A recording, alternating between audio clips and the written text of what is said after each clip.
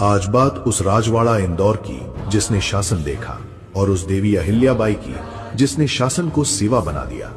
1747 ईस्वी में मालवा की धरती पर इतिहास ने एक नया अध्याय लिखा, जब मल्हार राव होलकर प्रथम ने इंदौर के हृदय में एक भव्य भवन की नींव रखी।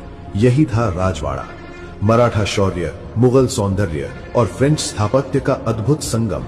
ये 7 मंजिला महल होलकर वंश का निवास और प्रशासनिक केंद्र बना। लकड़ी और पत्थर से निर्मित ये इमारत केवल सत्ता का प्रतीक नहीं थी, बल्कि सुव्यवस्थित शासन की पहचान थी। इसी राजवाड़ा से मालवा की दिशा और दशा तय होती थी। इसी वंश में जन्मी एक साधारण बालिका आगे चलकर असाधारण बनी, देवी अहिल्याबाई होलकर। 31 मई 1725 को चौंडी गांव में जन्मी अहिल्याबाई ने जीवन में असहनीय दुख सहे।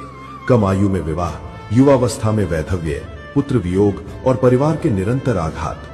फिर भी उनका धैर्य टूटा नहीं। 1767 में जब उन्होंने शासन संभाला तो सत्ता को सेवा का स्वरूप दिया। अहिल्याबाई प्रतिदिन प्रजा से मिलती थीं, स्वयं न्याय करती थीं।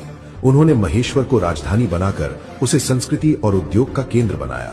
महेश्वरी साड़ियों का विकास, कृषि और कुटीर उद्योगों को बढ़ावा, महिलाओं को शिक्षा और सम्मान, ये उनके शासन की आधारशिला बने। काशी विश्वनाथ, सोमनाथ, कृष्णेश्वर जैसे तीर्थों का पुनर्निर्माण, घाटों, कुओं, बावड़ियों और अन्य क्षेत्रों का निर्माण उनके लोक कल्याणकारी हृदय का प्रमाण है।